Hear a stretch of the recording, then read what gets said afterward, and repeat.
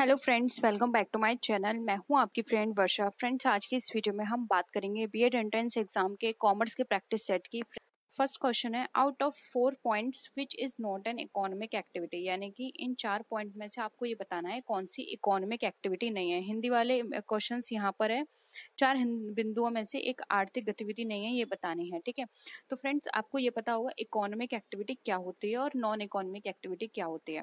देखिए, economic activity वो activity होती है जिसके अंदर मॉनेटरी एस्पेक्ट को कवर किया जाता है, और नॉन इकोनॉमिक एक्टिविटी वो होती है जिसके अंदर मॉनेटरी एस्पेक्ट यानी कि मनी जिसमें इंक्लूड नहीं होती है, यानी कि जो भी ट्रांजेक्शन है वो मनी से मनी के बारे में उसमें बात नहीं की जाएगी। ठीक है, तो देखिए ऑप्शंस प्रोडक्शन है, सोशल सर्विस है, professional and trading and goods है। तो आप इजीली बता सकते हैं। देखिए, प्रोडक्शन में भी मनी की बात होगी, ठीक है, प्रोफेशनल में भी मनी की बात होगी, क्योंकि कोई भी अपनी प्रोफेशनल सर्विस देगा तो वहाँ पर वो उसके बदले में क्या लेगा, आपसे मनी लेगा। ट्रेडिंग इन गुड्स, जब हम गुड्स में ट्रेड करेंगे तब भी हमारे यहाँ पे मनी की बात की जाएगी। अब क्या बचा हमारा सोशल सर्विस। तो फ्रेंड्स, नाम से ही है कि यहाँ पे सर्विस की जा रही है, तो यहाँ पे मनी की बात नहीं है, इसलिए यहाँ पे नॉट बात की गई है, नॉट इकोनॉमिक एक्टिविटी, इसलिए ऑप्शन बी यहाँ पे हमारा राइट आंसर हो जाएगा। बहुत सिंपल था, आई होप सबका यहाँ पे आंसर क्लियर होगा। नेक्स्ट है, which option is not a business activity. अब आपको बताना है इसमें से कौन सा ऑप्शन जो है वो बिजनेस एक्टिविटी का नहीं है।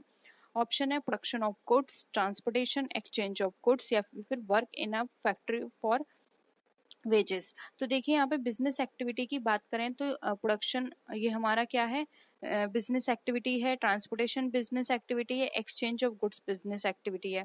अब यहाँ पे कौन सी बिजनेस एक्टिविटी नहीं है, तो वो है ये work in a factory for wages. ठीक है, ये बिजनेस एक्टिविटी नहीं है, इसलिए ऑप्शन डी यहाँ पे हमारा राइट आंसर हो जाएगा। ठीक है, नेक्स्ट आते हैं, विच of the following is the characteristic of a business. अब इसमें से कौन सी बिजनेस की करेक्टरिस्टिक है, आपको ये बताने हैं। प्रोडक्शन, एक्सचेंज ऑफ और सेल, रिस्क एलिमेंट, और ऑल ऑफ दी अबव। तो फ्रेंड्स, आपने करेक्टरिस्टिक अगर बिजनेस की पढ़ी है या फिर आपको मीनिंग में बताया तो आप इजिली बता सकते हैं। बिजनेस के एक्टिविटीज में आता है, प्रोडक्शन की बात की जाती है, एक्सचेंज और सेल की बात की जाती है, प्रॉफिट मेकिंग की बात की जाती है, ठीक है, और रिस्क एलिमेंट की बात की जाती है। बिजनेस के लिए रिस्क एलिमेंट बहुत ही इंपॉर्टेंट है, क्योंकि बिजनेस स्टार्ट ही रिस्क से होता है, क्योंकि हमें नहीं पता होता हम जो भी बिजनेस सेटअप कर रहे हैं उसमें कितना प्रॉफिट होगा, कितना लॉस होगा, तो रिस्क एलिमेंट को लेकर ही उसको स्टार्ट किया जाता है। इसलिए यहाँ पे ऑल ऑफ द अबव ये हमारा राइट आंसर हो जाएगा। ये सारे ही एलिमेंट हमारे बिजनेस करेक्टरिस्टिक में आते हैं। ठीक है, नेक्स्ट क्वेश्चन पे आते हैं, oil refinery and sugar mill are classified under which industry. तो आपको इंडस्ट्री बतानी है, प्राइमरी, सेकेंडरी, टर्टियरी, या फिर नन ऑफ दी अबव। तो फ्रेंड्स, प्राइमरी इंडस्ट्री वो इंडस्ट्री होती है जो डायरेक्ट प्रोडक्ट को बनाती है, मतलब उसमें लेयर्स नहीं होते हैं, डायरेक्ट वो आती है, जैसे कि एग्रीकल्चर प्रोडक्ट हमारे प्राइमरी इंडस्ट्री का पार्ट होते हैं।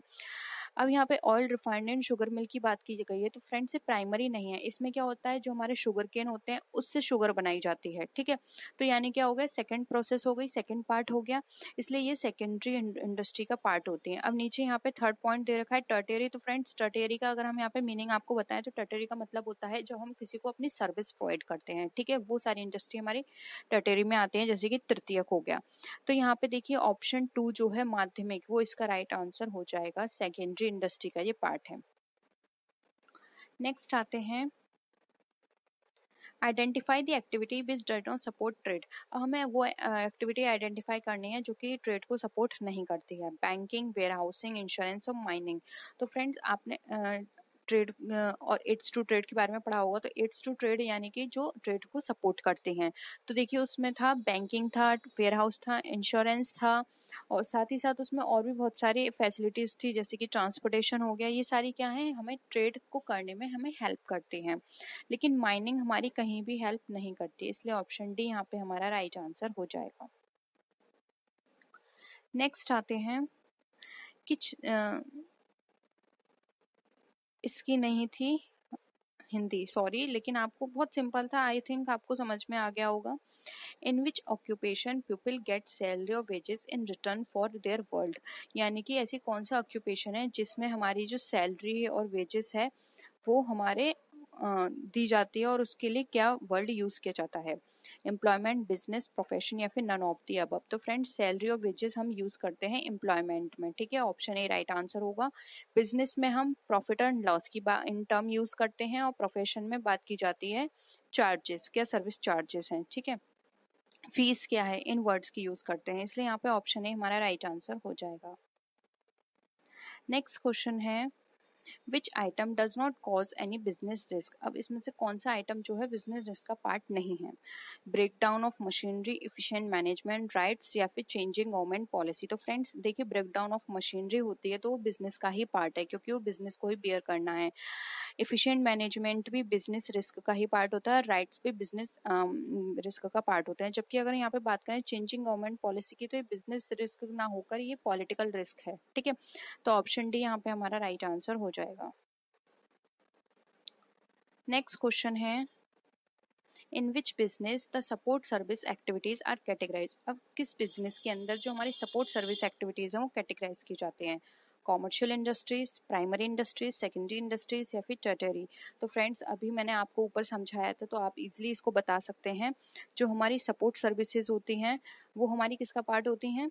सपोर्ट सर्विस हमारी हमेशा पार्ट होंगी यहाँ पर टर्टियरी सर्विसेज का, क्योंकि यहाँ पे सर्विस की बात करें। जबकि सेकेंडरी में हमारी जो जिसमें ज़्यादा प्रोसेसिंग होती हैं, जैसे कि हमारे पेट्रोल हो गया या फिर हमारे माइनिंग हो गई, इस तरह की चीज़ें जो होती हैं वो हमारी सेकेंडरी में आती हैं। प्राइमरी प्रोडक्ट जैसे कि एग्रीकल्चर डायरेक्ट प्रोडक्ट आता है, ठीक है।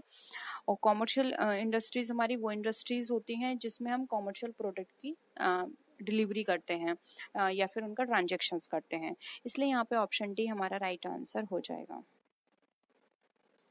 नेक्स्ट क्वेश्चन आता है in business why it is essential to make a profit. अब बिजनेस में बिजनेस प्रॉफिट बनाना क्यों जरूरी होता है? It provides a return to investor, या फिर it provides funds for future extension, it increase the reputation of a company, या फिर ऑल ऑफ द अबव। तो फ्रेंड्स प्रॉफिट हम इसलिए भी अर्न करते हैं या फिर कमाते हैं बिजनेस के अंदर कि ये इन्वेस्टर को रिटर्न देने में हमारी हेल्प करता है, क्योंकि उसी से इन्वेस्टर को रिटर्न दिया जाता है। सेकेंड ऑप्शन है provide funds for future extension. अगर हमें अपने बिजनेस को एक्सपेंड करना है, कहीं और ब्रांच ओपन करनी है, कोई बिजनेस में हमें प्लांट लगाना है, ये सब एक्सटेंशन के लिए भी हमें प्रॉफिट की जरूरत होती है, क्योंकि अगर हमारे पास इनफ प्रॉफिट नहीं होगा तो अपने बिजनेस में हम इन्वेस्ट कहाँ से करेंगे, फिर हमें फर्दर लोन लेना पड़ेगा, वो भी हमारे लिए एक रिस्क का पार्ट हो जाएगा। थर्ड है it increase the reputation of a company. ये कंपनी की ऑफ कोर्स अगर किसी कंपनी का प्रॉफिट जो है वो इंक्रीज हो रहा है डे बाय डे, या फिर हम ईयर बाय ईयर कहें वो इंक्रीज हो रहा है, तो ये रेपुटेशन इंक्रीज करेगा। उससे ये होगा इन्वेस्टर के माइंड में कि हाँ इस कंपनी का प्रॉफिट बहुत अच्छा जाता है, हमें इसमें इन्वेस्ट करना चाहिए, इसलिए यहाँ पे ऑप्शन डी राइट आंसर हो जाएगा। नेक्स्ट है which of the following is a false statement. अब इसमें से कौन सा फॉल्स स्टेटमेंट है हमें ये बताना है। The scope of commerce is narrow than business, commerce includes trade and auxiliary to trade. Third है foreign trade is purchase and sale by the traders of the same country, and fourth है trader serve as a link between producers and consumers. तो यहाँ पे याद रखिए false की बात की गई है, तो देखिए फॉल्स यहाँ पर होगा ऑप्शन नंबर सी, क्योंकि यहाँ पे बात करें foreign trade is purchase and sales by the traders of the same country, जबकि ऐसी बात नहीं है, ये सेम कंट्री में ट्रेड इसका नहीं किया जाता है, इसलिए यहाँ पर ऑप्शन सी हमारा फॉल्स स्टेटमेंट है। नेक्स्ट है which of the following is not a management function. Planning, staffing, cooperating या फिर कंट्रोलिंग। तो फ्रेंड्स आपको मैनेजरल फंक्शंस पूरे याद होंगे, देखिए कौन कौन से होते हैं, आप इनको याद कर लीजिए। पोस्ट, कॉर्ब, ठीक है, ये हमारे पोस्ट कॉर्म है, यानी कि planning, organising, staffing, directing, CO यानी कंट्रोल, आर से होता है रिपोर्टिंग एंड बी से होता है बजटिंग। तो देखिए यहाँ पर क्या नहीं है, यहाँ पे कोऑपरेटिंग नहीं है, इसलिए यहाँ पे ऑप्शन सी राइट आंसर होगा। तो फ्रेंड्स अगर आपको ये सारी चीज़ें पता होंगी तो आप एमसीक्यूज इजीली कर सकते हैं, ठीक है, इसलिए थोड़ा आप थ्योरी पर भी फोकस करिए। नेक्स्ट क्वेश्चन है फ्रेंड्स, देखिए पहले आप हिंदी में देख लीजिए, इंग्लिश में देख लीजिए इस क्वेश्चंस को। Policy formulation comes under which role? Top level managers, middle level managers, operating management या फिर ऑल ऑफ द अबव। यानी कि जो पॉलिसी फॉर्मुलेशन होता है वो किसका पार्ट होता है? तो यहाँ पर आपने ये ऑप्शंस देख लिए हैं, अब एक बार आप इस क्वेश्चंस को हिंदी में भी देख लीजिए। तो फ्रेंड्स पॉलिसी फॉर्मेशन का पार्ट जो होता है वो हमारा टॉप लेवल का काम होता है, और उस पॉलिसी फॉर्मेशन को किस तरह से एग्जीक्यूट करना है और करवाना है ये मिडिल लेवल का काम होता है, और उसको किस तरह से अगर हम कहें कि बॉटम पे उसका काम करना है, वो हमारा लोअर लेवल का काम होगा। ठीक है, तो यहाँ पर ऑप्शन ए जो है वो हमारा राइट आंसर हो जाएगा। आई होप यहाँ पे आंसर आपको क्लियर होगा। ठीक है, तो ये शीर्ष स्तर के प्रबंधक यानी टॉप लेवल मैनेजमेंट का काम है। नेक्स्ट है मैनेजमेंट इज डिफाइंड एज। अब मैनेजमेंट हमारा किस तरह से डिफाइन किया जाता है, ये बहुत सिंपल है, मुझे समझाने की जरूरत नहीं है, आप लोगों को सबको पता होगा। इसका जो आंसर है वो होगा सी, बोथ आर्ट एंड साइंस। ठीक है, नेक्स्ट क्वेश्चन है which of the below mention item does not follow the scalar chain. अब इसमें से कौन सा स्केलर चेन को फॉलो नहीं करता है, तो functional, divisional, formal and informal. तो देख, फंक्शनल जो होता है वो फंक्शन के बेसिस पे काम करता है, डिविजनल हमारा डिवीजन के बेसिस पे काम करता है, जिस हिसाब से हमने अपने बिजनेस का डिवीजन किया है, और फॉर्मल हमारा फॉर्मली वर्क करता है। जबकि यहाँ पे स्केलर चेन जो नहीं फॉलो करता है वो है option D, debenture holders are. अब ये डिवेंचर होल्डर्स हैं वो क्या होते हैं, डेटर्स ऑफ द कंपनी यानी कि कंपनी के देनदार, क्रेडिटर्स ऑफ द कंपनी यानी कंपनी के लेनदार, डेटर्स ऑफ द कंपनी यानी कंपनी के देनदार, या फिर ऑनर्स ऑफ द कंपनी या फिर कंपनी के मालिक। तो देखिए यहाँ पर फ्रेंड्स ऑप्शन देखें तो देखिए यहाँ पे ऑप्शन 1 और जो 3 है ये दोनों सेम ऑप्शन है जो कि कट गए। ठीक है, अब बचा यहाँ पे कंपनी के मालिक, इन्हें नहीं कहा जाता, ये कंपनी के क्रेडिटर्स कहलाते हैं। ठीक है, ऑप्शन बी यहाँ पे हमारा राइट आंसर होगा। क्रेडिटर्स क्यों कहलाते हैं, क्योंकि इन्होंने डिवेंचर्स परचेज किए हैं, अब ये इसका जो इंटरेस्ट मिलेगी इनको, वो इंटरेस्ट चाहिए, इनको हमें इंटरेस्ट देना पड़ेगा इस पे, जो भी डिवेंचर्स के ऊपर हमने फिक्स की हुई है इंटरेस्ट वो, तो ये कंपनी के लेनदार होते हैं, इसलिए क्रेडिटर्स ऑफ द कंपनी कहलाते हैं। ऑप्शन बी राइट है। नेक्स्ट क्वेश्चन देखिए, डिवेंचर्स इंडिकेट द। अब जो डिवेंचर्स हैं वो हमें क्या संकेत दिखाते हैं या फिर उनसे हमें क्या संकेत मिलता है। फर्स्ट ऑप्शन है short term borrowings of the company, यानी कि एक कंपनी के अल्पकालिक उधार को का ये संकेत करते हैं। Director shares in a company, यानी कि कंपनी के निदेशकों के शेयर्स हैं ये बताते हैं। The investment of equity share holders, यानी कि जो इक्विटी शेयर होल्डर्स हैं उनका निवेश ये बताते हैं। Long term borrowings of the company, यानी कि कंपनी के दीर्घकालीन उधार को बताते हैं। तो हमें ये बताना है डिवेंचर जो है वो हमें क्या इंडिकेट करते हैं, यानी कि हमें वो क्या बताने की कोशिश करते हैं। तो देखिए फ्रेंड्स, डिवेंचर्स हमारे लिए एक तरह से लॉन्ग टर्म बोरोइंग है, ये हमें लॉन्ग टर्म बोरोइंग बताते हैं जो कि कंपनी ने बोरो की है। ठीक है, लॉन्ग टर्म के लिए, इसलिए ऑप्शन डी यहाँ पे हमारा राइट आंसर हो जाएगा, क्योंकि ये मोर देन 1 ईयर की होती है, इसलिए लॉन्ग टर्म बोरोइंग हमने इसको कहा है। ऑप्शन डी राइट है। नेक्स्ट क्वेश्चन पे आते हैं। देखिए नेक्स्ट क्वेश्चन है यहाँ पे, इन डिवेंचर्स इंटरेस्ट पेबल इज, यानी कि जो डिवेंचर्स में जो ब्याज है वो कैसे दे होती है। ट्रांसफर टू जनरल रिजर्व, यानी कि जो हमारे सामान्य आरक्षित है उसमें हस्तांतरित करना। Transfer to following fund investment account, यानी कि सामान्य आरक्षित को हस्तांतरित करना किसमें, इन्वेस्टमेंट अकाउंट में। Charge against the firm's profit, यानी कि फर्म के प्रॉफिट में से चार्ज करना या फिर उसमें से आपको पे करना है। और appropriation of the company profit, यानी कंपनी के मुनाफे का विनियोग करना है। तो देखिए फ्रेंड्स, यहाँ पे जो इंटरेस्ट पेबल होगी हमारे डिवेंचर्स के लिए वो होगी यहाँ पे जो हमारे फर्म्स के प्रॉफिट होंगे उसमें से हम इसको, जो भी डिवेंचर्स होल्डर पे हमारे इंटरेस्ट बनेगी हम उसको पे करेंगे, यानी कि फर्म के प्रॉफिट से हमें इसको चार्ज करना होगा। इसलिए यहाँ पे ऑप्शन सी हमारा यहाँ पे राइट आंसर हो जाएगा, फर्म के प्रॉफिट से हम इंटरेस्ट को पे करेंगे। ठीक है, आई होप ये क्वेश्चन भी आपको क्लियर है। नेक्स्ट क्वेश्चन पे आते हैं। The owner of debentures is qualified for. अब जो डिवेंचर्स के ओनर हैं वो किसके लिए क्वालिफाई होंगे, यानी कि हम बोल सकते हैं कि एप्लीकेबल होंगे। डिवेंचर्स का मालिक किसके लिए योग्य होगा। ऑप्शन है फिक्स्ड रेट इंटरेस्ट, निश्चित ब्याज दर के लिए। कंपनीज वोटिंग राइट, यानी कि उनको कंपनी के मतदान करने में अधिकार मिलेगा। फर्म्स प्रॉफिट शेयर, यानी कि फर्म के मुनाफा जो भी होगा उसमें हिस्सेदारी मिलेगी उन्हें। या फिर फिक्स डिविडेंड, एक निश्चित लाभ मिलेगा। तो फ्रेंड जहां पर हम बात करते हैं डिवेंचर्स की, तो फ्रेंड डिवेंचर्स में हम सिर्फ एक इंटरेस्ट पे करते हैं जो कि फिक्स्ड होती है हमारी। ठीक है, और यहाँ पे डिविडेंड की बात की गई है, ये डिविडेंड दिया जाता है हमारा शेयर में। ठीक है, और डिवेंचर्स की बात करते हैं तो उसके लिए आता है हमारा फिक्स असेट्स, तो ऑप्शन ए राइट है। अब जो फिक्स असेट्स किस में से दिया जाएगा, वो फिर दिया जाता है हमारा ये फर्म के प्रॉफिट में से। ठीक है, शेयर नहीं होगा, फर्म के प्रॉफिट में से दिया जाएगा।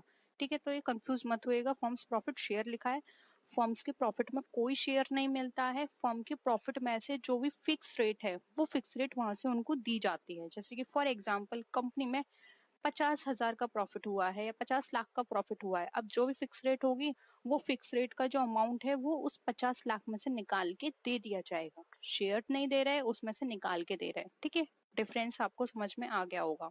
ऑप्शन ए यहाँ पे हमारा राइट है। नेक्स्ट क्वेश्चन पे आते हैं। देखिए, कंपनी लिक्विडेशन, ठीक है, एक minute. On company liquidation the principal amount of debenture is return, यानी कि कंपनी के परिसमापन पर जो डिवेंचर्स की मूल राशि है वो वापस आ जाती है। अब वो किस में वापस आती है, मैं इसको बड़ा कर देती हूँ, आपको विजिबल होगा क्लियरली। अब जो कंपनी का लिक्विडेशन होता है तो उसमें जो डिवेंचर्स में जो प्रिंसिपल अमाउंट है वो किस में से दिया जाता है, आफ्टर इक्विटी कैपिटल, यानी इक्विटी कैपिटल के बाद, इक्विटी कैपिटल से पहले, सभी के बाद में दिया जाता है या सबसे पहले दिया जाता है। तो फ्रेंड्स यहाँ पर एक तरह से ये बात की जा रही है कि जब फॉर्म का हम लिक्विडेशन यानी कि फॉर्म अपनी एक तरह से सेल आउट करते हैं तो सबसे पहले पेमेंट किसका होता है। तो फ्रेंड्स अगर हम यहाँ पर बात करें तो जो हमारे इक्विटी कैपिटल है, देखिए ऑप्शंस में सिर्फ इक्विटी कैपिटल है तो हमें उसके बेसिस पे बताना होगा। वैसे सबसे पहले जो पेमेंट किया जाता है वो क्रेडिटर्स का किया जाता है। ठीक है, जो कंपनी के उसके बाद कंपनी के लॉस होते हैं, फिर कंपनी के पार्टनर्स होते हैं, उनके बेसिस पे किया जाता है। लेकिन यहाँ पे ऑप्शन बी राइट आंसर होगा, इक्विटी कैपिटल से पहले डिवेंचर्स का पेमेंट जो भी रिटर्न है उसको किया जाएगा। ठीक है, लिक्विडेशन के बेसिस पर यहाँ पे कंपनी लिक्विडेशन दिया हुआ। ठीक है, तो बिफोर इक्विटी कैपिटल दिया जाएगा। ऑप्शन बी राइट है।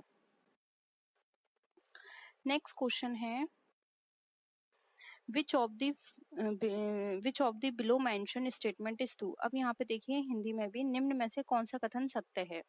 तो देखिए ऑप्शंस है यहाँ पर, the issue price and redemption value of debentures can not differ, यानी कि जो इश्यू प्राइस और रिडेम्पशन वैल्यू है, हिंदी में भी देख लीजिए, डिवेंचर का निर्गम मूल्य और मोचन मूल्य अलग अलग नहीं हो सकते। सेकंड ऑप्शन देखिए, interest on debentures is charge against profit, यानी कि जो डिवेंचर पर ब्याज है मुनाफे के खिलाफ एक आरोप है, यानी कि हम वहां से उसको पेमेंट करेंगे।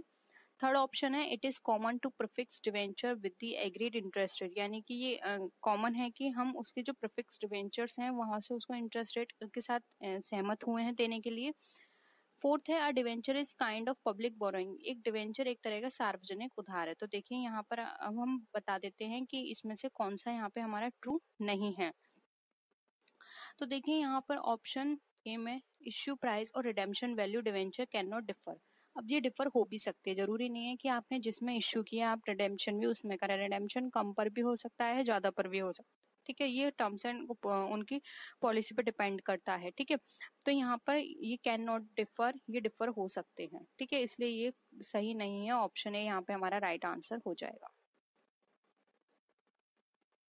नेक्स्ट क्वेश्चन है, अब यहाँ पर देखिए, point out the false statement. हमें यहाँ पे झूठे बयान जो हैं उसको हमें बताना है कि कौन से झूठे बयान है। ऑप्शंस देखिए, a firm can buy its own debenture and share, यानी कि एक फर्म अपने डिवेंचर और शेयर खरीद सकती है। ठीक है, ऑप्शन बी है, a company can issue convertible debenture, एक कंपनी जो है वो परिवर्तनीय डिवेंचर जारी कर सकती है। थर्ड है, a business can issue debenture with voting rights, एक व्यवसाय मतदान अधिकारों के साथ डिवेंचर खरीद जारी कर सकता है यानी इशू कर सकता है। फोर्थ है, an organisation can issue redeemable debentures, एक संगठन रिडीमेबल डिवेंचर जारी कर सकता है। तो देखिए फ्रेंड्स, यहाँ पर अगर हम बात करें इसमें कि कौन सा स्टेटमेंट हमारा फॉल्स है, तो आप यहाँ पर आइए, इसमें ये बोल रहा है कि जो बिजनेस है ये डिवेंचर्स के साथ वोटिंग राइट दे सकता है। फ्रेंड, वोटिंग राइट सिर्फ हमारे इक्विटी शेयर होल्डर्स को दिए जाते हैं, डिवेंचर होल्डर्स को नहीं दिए जाते हैं। इसलिए यहाँ पे ऑप्शन सी जो है वो हमारा गलत स्टेटमेंट है। वोटिंग राइट सिर्फ और सिर्फ हमारे प्रेफरेंस शेयर होल्डर्स को दिए जाते हैं। ठीक है, सॉरी, इक्विटी शेयर होल्डर्स को दिए जाते हैं, ये हमारे डिवेंचर होल्डर्स को नहीं दिए जाते। ऑप्शन सी यहाँ पे हमारा राइट आंसर है। नेक्स्ट क्वेश्चन पे आते हैं। अब यहाँ पर क्वेश्चन देखिए हमारा, which options are not a feature of bearer debenture. अब इसमें से कौन सा ऑप्शन है, फीचर्स है जो कि हमारा बेयर डिवेंचर का नहीं है, कौन सा विकल्प बेयर डिवेंचर की विशेषता नहीं है। ये हो गया आपका हिंदी में क्वेश्चन। ऑप्शन है, the interest is paid to the holder respected to of identity, यानी कि ब्याज धारक को पहचान के बावजूद भुगतान किया जाता है, ये इसका क्या विशेषता है। सेकंड है, it is transferred by mayor delivery, यानी कि यह केवल वितरण द्वारा स्थानांतरित किया जा सकता है। नेक्स्ट है the transfer of bearer debenture requires transfer deed, यानी कि जो बियर डिवेंचर के हस्तांतरण के लिए स्थानांतरण विलेख की आवश्यकता होती है। थर्ड ये है ऑप्शन। एंड फोर्थ है हमारा इट इज नेगोशिएबल टूल, यह एक पराक्रम्य उपकरण है। अब इसमें से बताना है कि कौन सा नहीं है, नॉट यहाँ पे बताया गया है। तो देखिए यहाँ पर ऑप्शन जो हमारा थर्ड है, the transfer of bearer debenture required transfer deed. तो फ्रेंड्स इसके लिए ट्रांसफर डीड की जरूरत नहीं होती है बियरर डिवेंचर के लिए, ठीक है। ऑप्शन बी राइट है, क्योंकि देखिए नाम से ही बियरर डिवेंचर है, यानी कि जिसके पास होगा उसको ये ट्रांसफर हो जाएगा, वो उसका ओनर है, वो उसका पेमेंट ले लेगा, ठीक है। ट्रांसफर डीड की इसके लिए कोई जरूरत नहीं होती है, इसलिए ऑप्शन सी यहाँ पे हमारा राइट आंसर हो जाएगा। नेक्स्ट क्वेश्चन पे आते हैं। Debenture application account is in the form of. अब डिवेंचर एप्लीकेशन अकाउंट के रूप में है, किस अकाउंट के रूप में है? करंट अकाउंट के रूप में है, नॉमिनल अकाउंट यानी कि नाम मात्र खाते के रूप में है, पर्सनल अकाउंट यानी कि व्यक्तिगत खाता, और रियल अकाउंट यानी कि रियल अकाउंट के रूप में है। तो फ्रेंड्स अगर हम डिवेंचर एप्लीकेशन की बात करें तो डिवेंचर एप्लीकेशन अकाउंट जो होता है वो हमारा एक तरह से पर्सनल अकाउंट के फॉर्म में होता है, इसलिए ऑप्शन सी यहाँ पे हमारा राइट आंसर हो जाएगा, व्यक्तिगत खाता। नेक्स्ट क्वेश्चन पे आते हैं।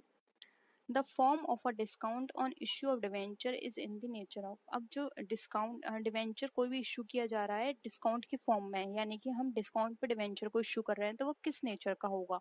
डेफर्ड रेवेन्यू एक्सपेंडिचर यानी कि आस्थगित राजस्व, कैपिटल लॉस यानी कि पूंजीगत हानि, रेवेन्यू लॉस यानी कि राजस्व हानि, नन ऑफ द अबव यानी कि उपरोक्त में से कोई नहीं।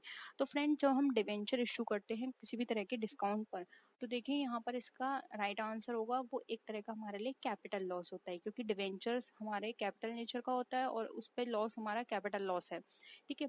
तो ऑप्शन बी यहाँ पे हमारा क्या हो जाएगा, राइट आंसर हो जाएगा। The credit balance in the bank account is. अब जो क्रेडिट बैलेंस है जो बैंक अकाउंट में, वो हमारा क्या शो करता है?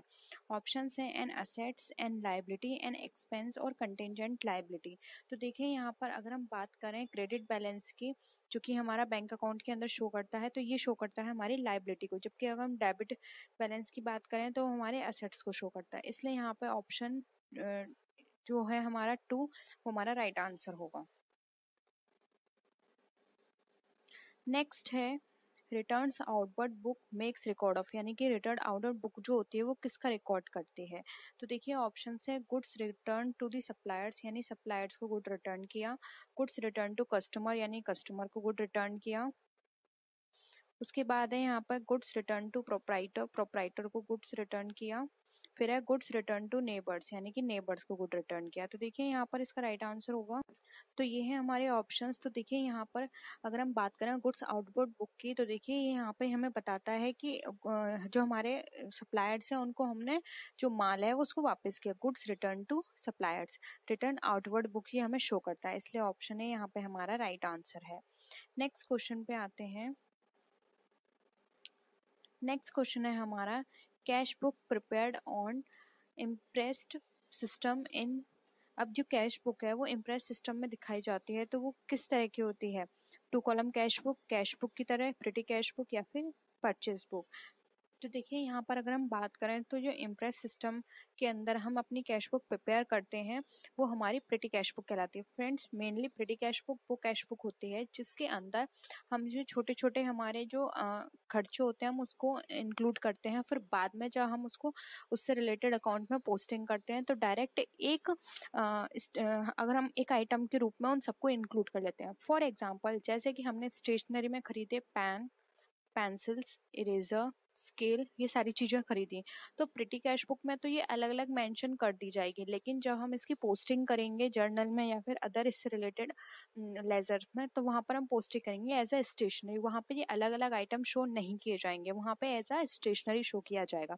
प्रिटी कैश बुक का मेन पर्पस होता है जैसे जो भी एक्सपेंस हो रहा है उसको उसी टाइम रिकॉर्ड करना, ठीक है, क्योंकि छोटे छोटे खर्चे ऐसे होते हैं बाद में हम भूल जाएंगे, तो प्रिटी कैश बुक में उसी टाइम नोट कर लिए जाते हैं, फिर बाद में जब उसको उससे रिलेटेड जो पोस्टिंग होती है जब वहाँ पे उसको ट्रांसफर किया जाता है तो एक बड़े हेड में उन सारे छोटे खर्चों को एक बड़े अमाउंट में लिख दिया जाता है, तो वो हमारा प्रिटी कैश बुक इसमें मदद करता है, ठीक है। तो एक तरह से ये यहाँ पर क्या हो गया, छोटे छोटे खर्चे हम भूले भी नहीं और साथ ही साथ हमारी पूरी हमारे पास इंफॉर्मेशन भी है, कभी हमें पता चले कि फॉर एग्जाम्पल स्टेशनरी स्टेशनरी है वो हमारी ज़्यादा अमाउंट की आ गई तो हम बाद में एज अ रेफरेंस देख सकते हैं कि इस स्टेशनरी में एक्चुअल में हमने कौन कौन से आइटम परचेज किए हैं। ठीक है, तो ये था हमारा पेटी cash book, option 3 right answer है।